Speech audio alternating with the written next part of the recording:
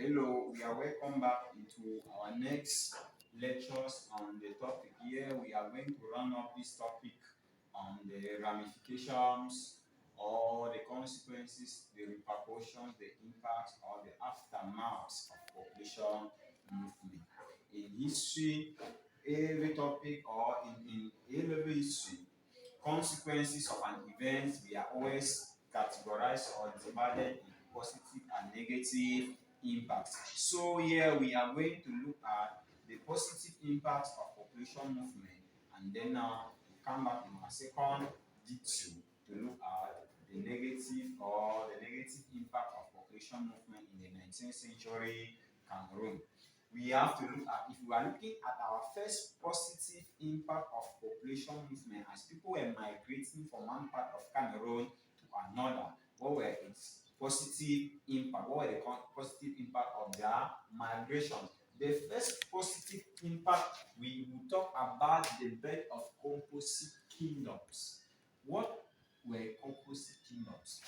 Composite kingdoms were born out of the coming together of several tribes or ethnic groups to form a large kingdom. Some tribes migrated and went and settled beside some larger tribes, and those larger tribes have to inculcate or take them and make them part of their kingdoms. So some kingdoms emerged to be very large or become very big as people were migrating from one part of Cameroon to another. Some of these kingdoms or composite kingdom came as a result of subjugation. Subjugation means that some of the powerful kingdoms were able to fight the weaker one and defeat them, and then at the end they put them under their kingdom, and the kingdom now become a composite large kingdom. We have glaring example. We can talk about the Saw kingdom in the grass field, which is a composite kingdom that emerged as a result of migration. Which are the sub kingdoms or fondoms that form or were formed under the Sofondom? The Sofondom subjugated the people of Noni and Nka and put them under their kingdom. Aside the people of Noni and Ka, we have Oko, we have Mbiame, we have Nzim, and Nzilum, which were all sub-fondoms, which were under the sub-fondoms. That make the sub-fondom a composite kingdom. All these sub-forms or sub-fondoms were put under the sub-fondom. Again, we can talk about another composite kingdom that emerged as a result of migration in the 19th century. We talk about the Bafut. Bafut kingdom is also an example where we have some sub-fondoms. We have Mulu,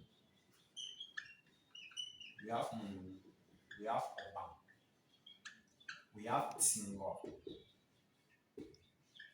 we have Mulu,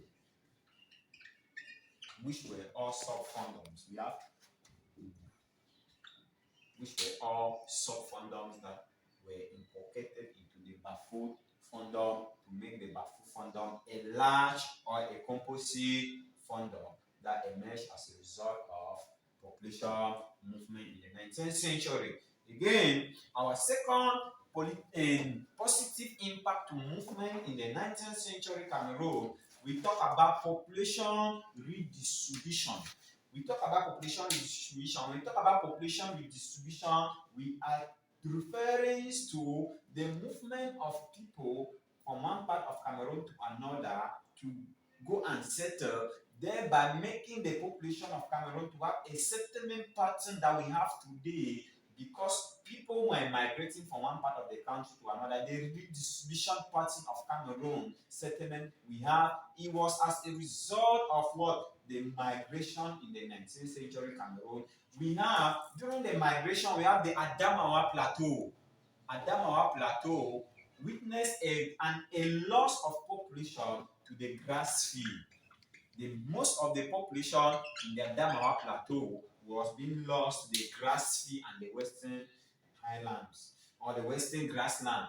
Again, we talk about people were migrating in the northern part of Cameroon towards the Mandara Mountains. There was an increase of people towards the Mandara Mountain because people wanted to escape from the Fulani jihadists. And so today we have a redistribution pattern of population in Cameroon where you have to go to northwest, you see some of the Fulanis, you come to the coastal towns, you see grassy people. All this population redistribution was as a result of the migration of people in the 19th century Cameroon.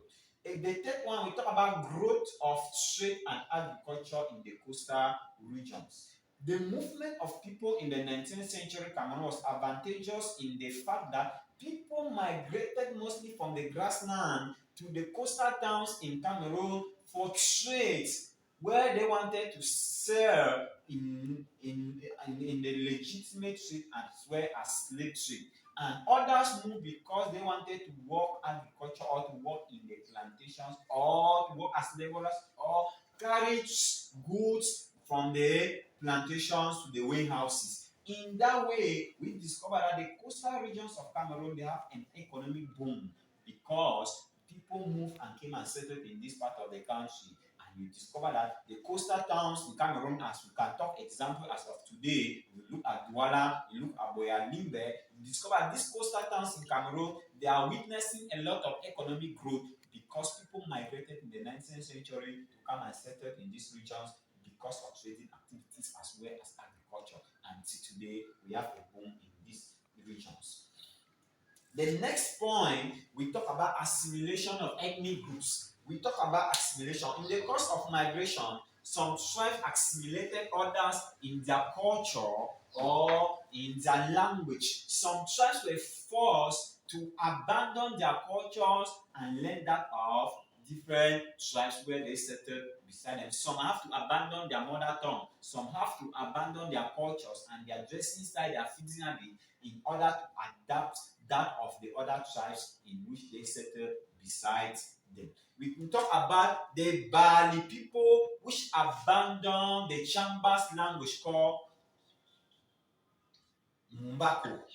The Chamba native tongue is called Mbako, and we know when we talk about the Chambas, we are talking about the Balis. They have to abandon Mbako, which was their mother tongue, to adopt Ngaka, which is the mother tongue of the people of Bamum. So they abandoned their mother tongue to adopt that of the Bamum. Other tribes in Cameroon, they have to abandon different cultures and they become assimilated with the cultures of some other tribes. And with that, even those who did not abandon their cultures, they were still able to learn from different cultures in Cameroon. Again, we could also talk about inter-tribal marriages, which is also as a good, positive political or a impact of population movement.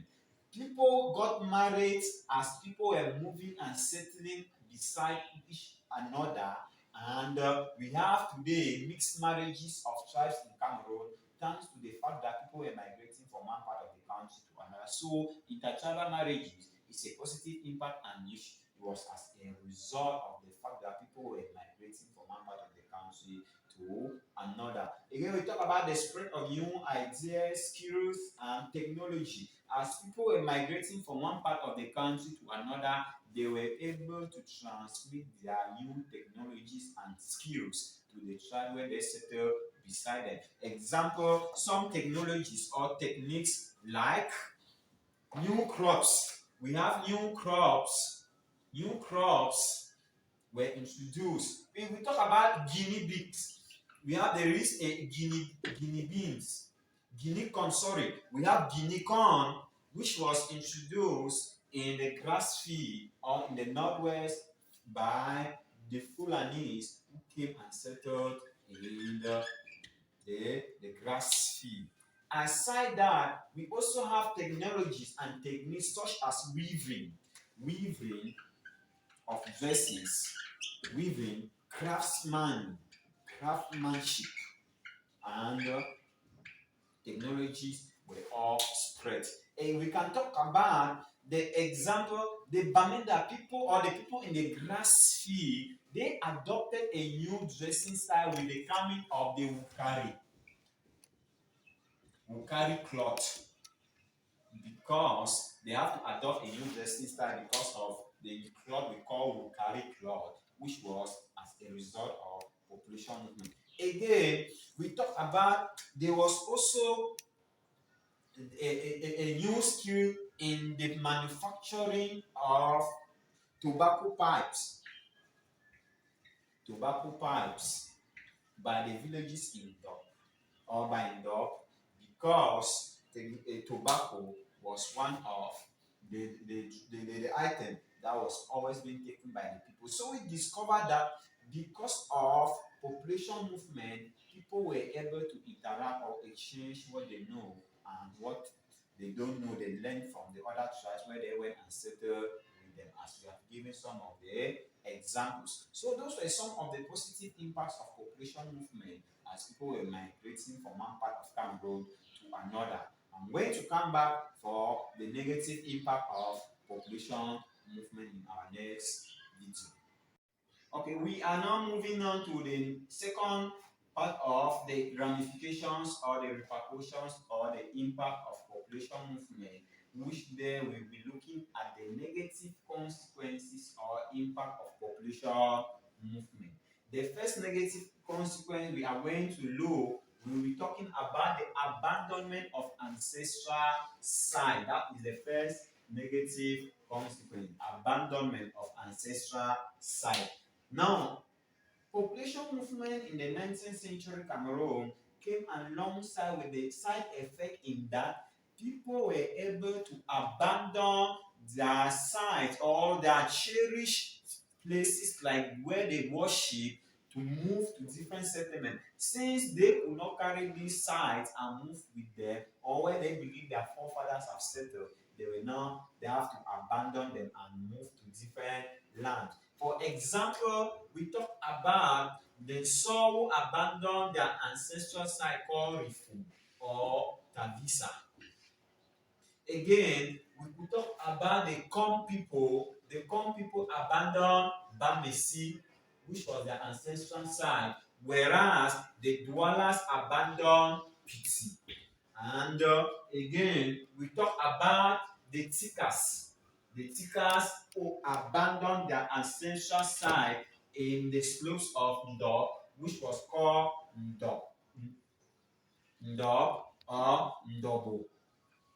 These were the ancestral side of the Tikas, whereas I have said the dwellers have Piti, which was their ancestral side, and the Saw have Rifum and Tavisa, where they abandoned, and the Kom people abandoned Bamesi, which were all their ancestral side that they could not carry to go alongside, and they have to abandon them. Again, we talk about another negative impact. We talk about separation of families. In the course of moving, people have to abandon their loved ones. They abandon people whom they cherish and love much in their lives to go to different locations, which was not an easy thing for those who were abandoned to be able to assimilate or to take.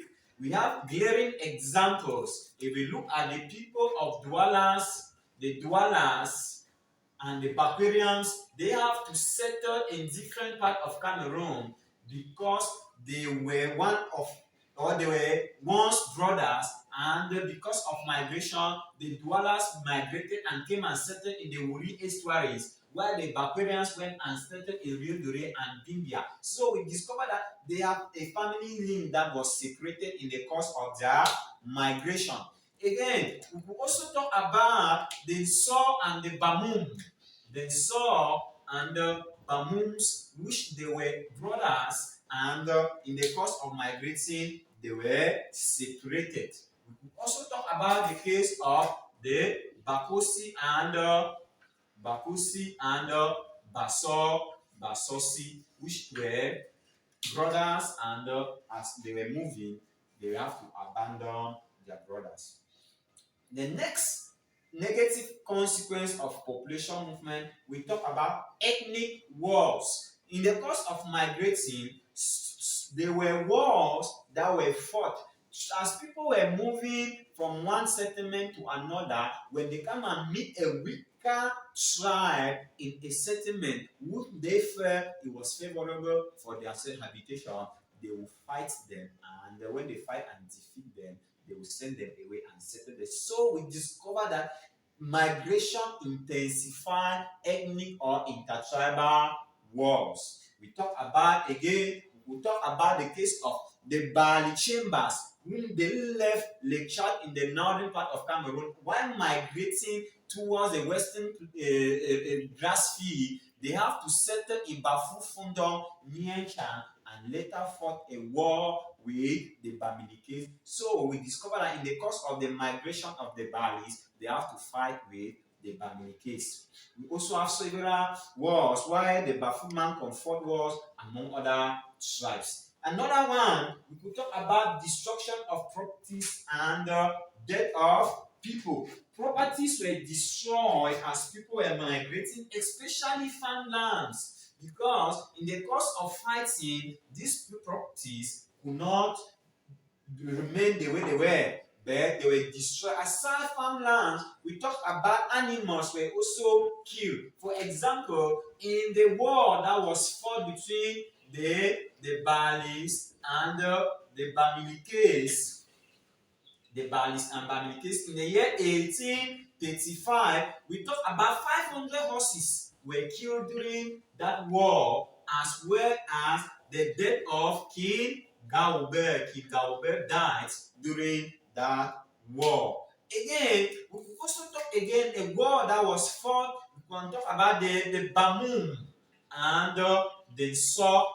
The Bamum and the Saw fought a war in the year 1888, and during that war, it led to the death of the son of Bamum called Sangu. As well as 1,500 horses were also killed during the Bamum and the Saw War of 1888. So we discovered that as people were migrating, they were bound to fight wars, and these wars were now leading to what? Destruction of properties and loss of lives.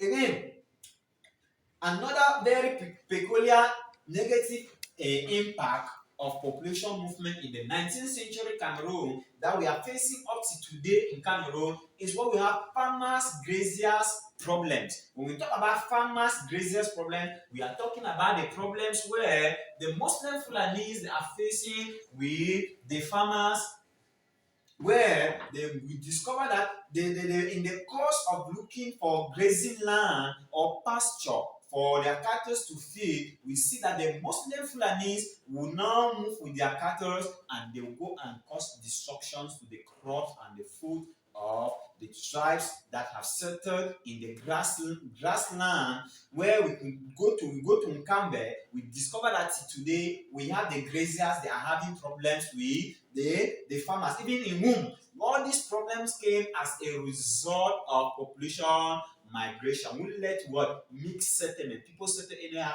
and problems started coming up because the Fulanis, they have to go, since they are engaged in nomadic activities, that is moving with their cattle to feed, they were bound to destroy the crops of the farmers, which has created much tension in Cameroon, in some part of Cameroon today. So those are some of the negative impact of population movement as we have seen. Now, a question can be framed on the impact of population movement, and let's look at how some questions can come under this section of the topic and how we can approach them. Now, in the GCE, if you are given a question, the movement of the migration of tribal groups, in the 19th